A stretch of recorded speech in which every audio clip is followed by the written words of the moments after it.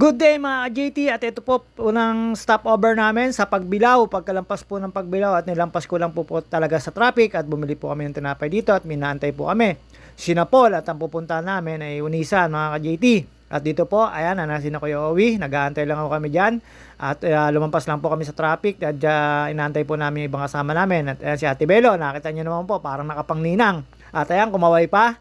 At si Bayaw Daud, at inaantay po namin yung ibang kasama namin dyan, sina Pisanabo, sina Princess, si Ate Shirley, Kuya Kangkang, Kuya Allison, at sina Eman, Kyle, Troy, Paul, at lahat ng mga ni Tatay Kleto at Nanay Aida. At ayan, si Medred nun, si Agod, dumating na po yung band nila. Tapos ang sumunod dyan ay si Eman, at yun nga, pamilya ni Kuya Alison. At yun, nakita nyo naman po si Ate Monet, naka-jumper pa. Buti, hindi nakita ni Ate Janet. Pag yan nakita ni Ate Janet, sabihin sa'yo, sister, akin na lang yan. At ayan, inaantay ko lang po sila dyan.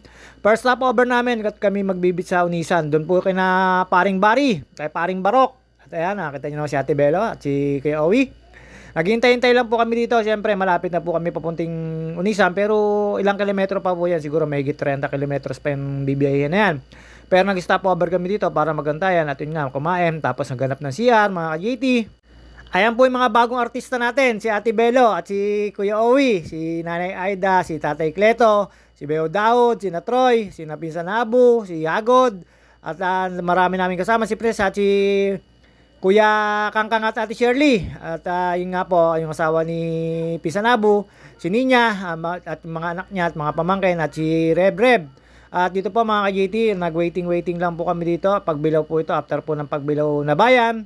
At dito po syempre, medyo maluwag-luwag na, kaya dito po ako nag-decide na magantay. At yun nga po, ako lagi nasa na yan, si Pisanabu, nakakapahay pa yan, si Kuya Kangkang, happy anniversary. At ayun po, makisig nilang driver. At dito po mga ka-JT, naantay lang po namin isang sasakyan habang nagmimerienda, pero naghanap po ng isang CR dyan. Kasi po yung mga kababaihan at naghahanap po ng maiiyan, kami naman po mga kalalakihan. Alam nyo naman po, pwede naman po sa tabi-tabi. At dyan, habang nag-aantay kami dyan sa may after Pagbilaw na yan mga ka-JT, na kumain-kain muna kami ng almusal, tapos yosi-yosi, vape po sila habang inaantay namin yung nasa huling merong doon na nagpa-reserve mga ka-JT. At yun nga po, nagtaka ko na napakaganda na po pala ng Unisan ngayon. Sobrang develop na pero hindi ho ganun ka-develop. Ayan si Weggy, shoutout kay Weggy. Ayan, si Alison, nahanap ko dyan, hindi pa nababayan. Tsaka si Miguel. At si Aba. Si Aba na hindi lasinggera. Ayun, pagising ng umaga, hindi ho makabangon sa beach. At dito po mga ka-JT, nagtuloy-tuloy na ho kami, naghanap lang po kami ng CR dyan. At dadano kami sa may peninsula. Si Anton lang po at si Troy at si Paul ang tsaka si Michelle. Ayan, tsaka sila Ate Margaret at si Michelle at si Ella ang mga kasama namin dyan. At yun nga po, hindi ko alam kung continuation ba na honeymoon to. Ayan nga lang ko, anniversary ni Kuya Kangkang to at ni Ate Shirley. At dito nga po mga ka-JT, siyempre ilang sasakyan sila at ilang sasakyan pala kami. At ako siyempre na nakasasakyan ni Bayaw Daud. At ang kasakay ko si Ate Monet, si Nanay Aida, si Tatay Kleto. Ayun po yung mga bagong artista, mga supporting actress yan. Kung gusto nyo makakita ng mga old school na actor at actress, ito po si Nanay Aida at si Tatay Kleto po, yung mga bago nating artista dito sa JT Sakalam. Natin nga po, napakasaya. At marami po kaming islang kinain at naparami po ako ng kain. At talagang ulam-ulam lang yung kinakain ko, konting kanin lang. Ang sarap po ng mga sariwang isda, nakakainin mo. Yun nga lang, kinabukasan po, hindi po kami nakakain na dahil nag-decide na umuwi at doon na lang daw po sa bahay sa Remedios ang pagkain, mga ka-JT. At dito nga po mga ka-JT, dire-diretso lang po yan at nakaram na po tayo sa araw. Medyo pababa na po ito ng Timonan. At pababaho kami ng Bundok Peninsula, dadaano kami ng Padre Burgos, Arangan, papuntang Unisan, mga ka-JT. Yun pa yung mga bayan na dadaanan namin. At yun nga po, nagtigil kami dun kana Paul. At nga, mamaya po pala, may isang artistang komedyante, mapapanood nyo. Ang sabi niya, guys, copy guys. Sa mga excuse me po, pag napanood niya po ito, matatawa siya. At yun nga po, yung puting-puting short ay nilagyan po ng mantsa. At doon pa ho dumayo ng paglalaba. Basta makikita nyo po mamaya. Pwede nyo pong tawanan, pwedeng hindi.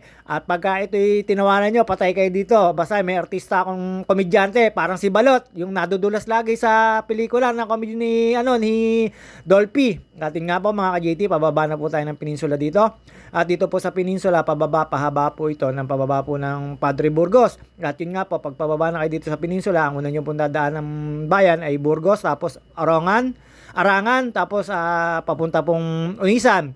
After pong Unisan, marami pa pong pupuntahan dito sa Quezon na to. Pitugo, Mulanay, yung kina Eman, nalimutan ko yung tawag do sa kanilang probinsya. Ngayon nga mga ka-GT, medyo province po ito, pero napakaganda na po nung beach na pinaliguan namin. Marami na po mga naka-establishmentong beach resort mga ka-GT. Tapos ang masarap po dito, tuwing umaga, sure ball na masariwang isda at saka yung alimasag yung makakakain nyo. Kasag kung tawagin nila, tapos marami po mga isda. Tapos yun, nakapamili po ng sapsap nang kami nag-stay na sa beach. At syempre, ang JT sa alam nyo, hapon po naligo. At ito po yung unang day namin ng pag-alis namin ng Kalamba. At dito na po kami sa may papuntang peninsula. At pababa po ito, mahaba po itong pababa na to. Lalampasan nyo po dito yung isang checkpoint. Tapos sa may mismong Burgos, may checkpoint na po, pero sa Arangan wala pa po mga ka-GT. At susunod na po doon sa bayan na yun ay Unisan na po. At yun nga po, sa Unisan po, buti na lang po hindi panahon ng pandikya. At pagkaligo namin ay medyo masarap maligo. At kaya lang medyo malamig talaga yung tubig. Tapos marami po dito mabibili mga isda, lalo pa sa umaga. At dito nga po, dumiretso muna po kami sa bahay ni Paul at ni Paring Bari sa mga relatives niya. At doon muna kami nag-stay kasi po 12 to 12 naman po yung time doon. Para po kayo nasa Baguio, pag rumenta po doon 12 to 12. Hindi po agaya ng sa resort ng Pansol, Los Baños at Bukalat Bagong Kalsada na 6 a.m. to 7 p.m. or 12 hours niya ay nagsisimula sa umaga at nagsisimula sa gabi or nagtatapos sa hapon at nagtatapos dun sa umaga. Yun po lang po yung hour nung sa Pansol po. Dito po mga JT, kahabaan ng peninsula na to, pababa lang po tayo dyan. Medyo ingat-ingat lang po tayo dito, medyo kurbada at wag na po tayong mangangain ng kalsada kasi malapad na po ang kalsada rito. At nakakapanibago po, ang dami na pong establishmento at ang dami na pong kainan at ang dami na rin pong covered court. Dati po talagang medyo old school dito at wala na po yung dating kinakainan namin ng lugaw na merong mga itlog-itlog ng inahen na nakasalang po sa lugawan at yun po yung kakainin nyo. At wala na po yung nakita namin yung kainan na yun. Sarado na po siguro at hindi ko po alam kung bakit. Itlogan kung tawagin. Yung bibili ko kayo ng balugbog na manok, kasama po yung itlogan ng manok. At ito po, pagkalampas po natin ng Padre Burgos. Excuse me po. Padre Burgos. At yun nga po, meron po kaming pinuntahan bahay dito. Yun nga po, yung dati namin pinupuntahan at pinagpepestahan. At napakasaya po ng pagbibits na to. Puro lang po kalakohan, puro lang po pang-aasar, puro pang bubuli. Lalo si Nabayo Daod, binubuli si Michelle. Natatawa ako kay Michelle at saka kay Paul. Lahat ng natatanaw yung dagat.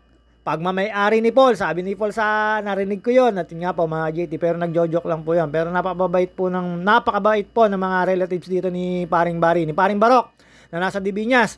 At yun nga mga ka-JT, dire-diretso lang po tayo dito, palabas na po ng Arangan, o basta yun po yung susunod na bayan dito. Pagkatapos ng Burgos, nalimutan ko na po yung pagbanggit ng isang bayan na pagkalampas nyo po ng bayan na yun, ang susunod na po ay Unisan.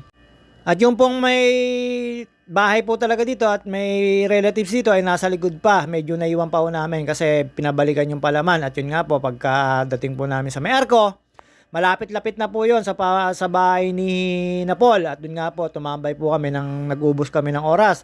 Habang nandun po, pinagkape kami nung relatives ni Paul at napakasarap naman po magkape. Pero ang ininom ko po doon ay buko. Nagpababa po ng buko. At si Eman, ang galing manungkit ng buko ni Eman. At si Eman nga, umuwi po sa Karangalan ba yun? Nalimutan ko po yung isang bayan dito na probinsya ni Eman. Ayun, at sanay ng buko. Tapos kinabukasan po, inumuli kami ng buko. At thank you man.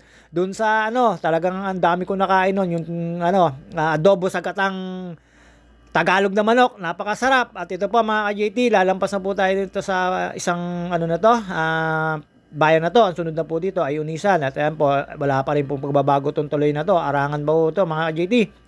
Dire-diretso lang po yan, wala naman po kayong lilikuan dito, hindi ho kayo maliligaw. Basta ang susunod po rito ay arko ng Unisan. Medyo may kahabaan ho ito, kaya kung kayo pupunta rito, konting tiis lang po sa biyahe.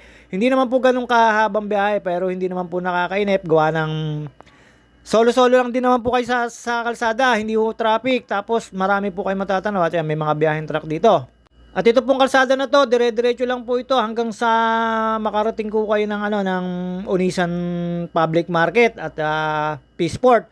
Kakaliwa po kayo doon, papunta na pong Pitugo yon, tapos kina Ema na probinsya, mauna lang ko, tsaka papuntang Mulanay. At yun nga po mga ka-JT, dito lang po kayo matatraffic kasi siyempre walang parkingan yung mga nabili at sa gantong probinsya. Nakasanayan na magpa-parking para bumaba at bumili lang ng kahit anong mabibili na saglit lang. Nakakasanayan na po dito kahit nasa gitnang kalsada kasi hindi naman ganun ka-traffic. At buti na lang po nalampasan namin yung pagbilaw na traffic na rush hour doon at nakalampas po kami. At ito nga po, nakarating kami na maaga. At dito po mga ka-JT, dire-diretso lang po tayo dyan. Dinadahan-dahan ko lang po yan kasi mas maganda sama-sama kami dyan. At ang inantay lang po namin dyan ay sina Anton at yung kauli-uli ng sasakyan, pero kami dito magkaka-convoy na kami dyan mga ka-GT. At siyempre, para hindi na ho kami mag-iwahiwalay at yun nga po, pagdating sa Arco, alam na ni Kuya Owie kung saan ang bahay. Limutan ko na po yung bahay dun sa may harapan. Dati po kasi dun sa may papuntang Kalilayan, ang bahay nila paring Bari, wala na pala sila doon, na-award na pala sa ibang lugar sila dahil mayroon daw nagme-may-ari nung lugar na yon, private properties. At dito po mga ka-JT, dire-diretso lang po tayo dyan, nung makalampas po tayo sa bahay na yon, Arangan, tapos dire-diretso lang po tayo dyan at dito po medyo may init na. Basta sa second video ko po, makikita nyo po mga bagong bida, Castillo, family, nakita nyo naman po, napakasaya po nila. Kahit puro kalokohan at yung mga naglasing. Lalo si Aba, ayun, sakit sa ulo. Buti na lang, hindi nagsuka, sakit daw na ulo niya, hindi makabangon, lagi lang nasa loob ng kwarto, mga ka-JT, nung kinabukasan. At ito po, malapit na po tayo sa may Arco na to. Pagdating po sa Arco, tumambay lang po kami sa bahay ni na Paul at sa relatives ni Paul, yung mga tiyahin-tiyahin o mga pinsan. At nagantay lang po kami ng oras kasi napaaga po kami ng kalkulasyon ng pagtakbo. Hindi ko akalain na makakalampas kami kagad na maaga sa pagbilaw. Natsyempohan po namin na hindi ho ganun kahaba traffic at syempre alam ko yung mga katrapikan. Medyo pinaspasan ko lang po doon na makalampas po kami, tsaka po ako nagdahan-dahan. Yun nga lang po, nakalampas po kami kaya hindi ko kami tinanghali dito.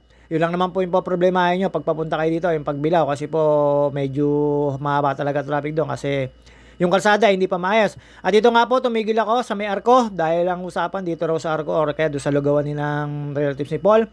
Pero dumiretso na po sila at lalo si Kuya Owie kasi doon na raw po sa bahay mag-aantay ni na Paul. At yun nga po, saglit lang po dito sa Unisan Quezon Arco na to. Pag nandito na po kayo, automatic yan, boundary yan na po yan. Ay, mga kasama namin na yan. Si Emmanuel yan, yung kauli-ulian, tapos si Hagod at si Kuya Owie. Nung nakita ko nagkabante yan, sumunod na po ako. Tapos doon sa may kantuhan, ang pagkakaalam ko, pakanan yung bahay nila paring Barok.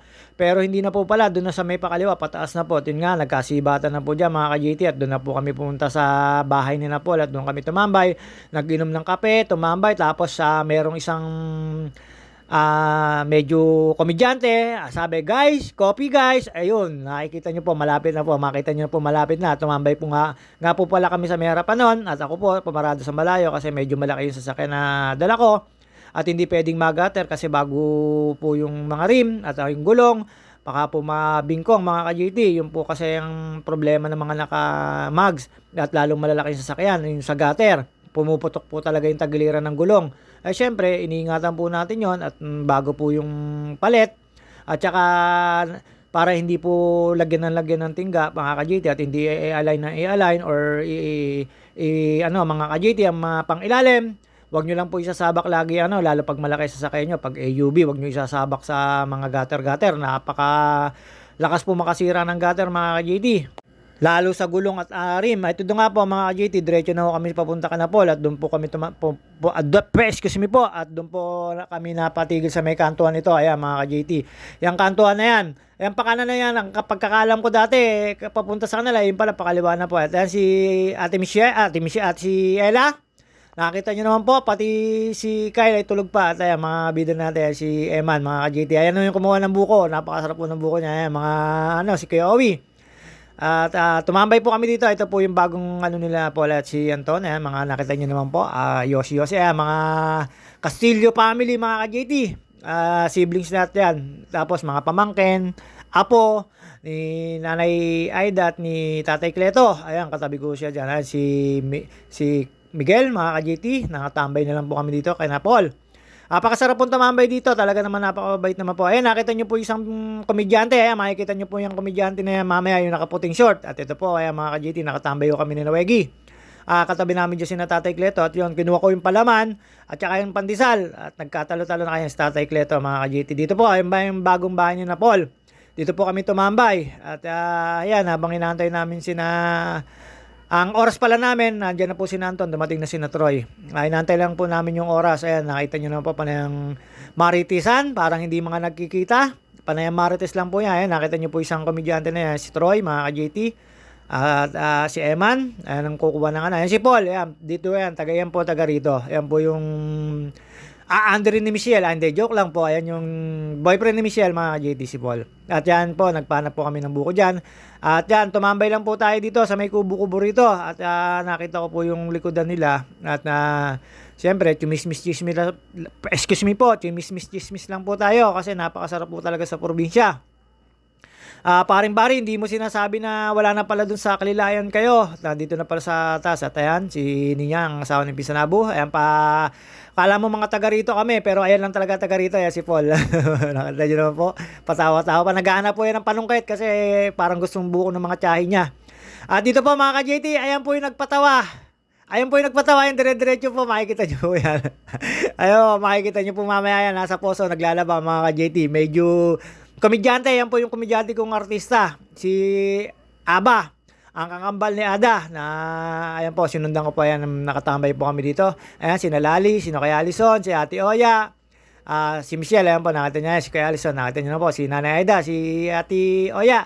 Ayan po yung mga kasama ko yan, si Ate Oya, salamat sa iyo, Ate Oya, napakasarap ng luto mo. Talaga namang minimiyat-miya ako yung kain, kaya lang di ako mahilig sa rice, Ate Oya, puro lang luto mo, talagang puro ulam. Ayan po, nakita niyo naman po, ayan, nagpupunas, binobomba ng kanyang maambiyanan. Ayan, JT, ayan po yung komedyante, nagpa-slide po yan. Kala ko nagpapatawa. True to life story na pala yung ginawa. Guys, copy guys. Ayan po. Si Aba pa yan, si Princess po. Tapos ito, tambay lang po kami dyan. Magpapalit na po mamaya. Makikita nyo po, lalaban nyo na. Ayan mga ka-JT, si Ate Margaret, si Adoy, at si Ella. Nakita nyo naman po si Adoy, Yan po, hindi kumain yan dahil di niya kursunada yung ulam nung unang namin. At yan, naglalaban na po mga ka-JT. Kinunan ko lang po pero hindi ko po inabot yung pagiging komedyante ni Aba. At si Violet, nung kinabukasan ng umaga, wala sa mood, di nag-swimming. At si Pisaabu, medyo naglilins lang po kami dito. Nakatambay lang po kami dito sa bahay nila, Paul. At nag-aantay lang po kami ng oras. At yun nga, nagkakape kami. At naglalaban naman po si Aba. Yan po yung komedyante naming kasama. Hindi naman yung nakakala magpapatawa siya.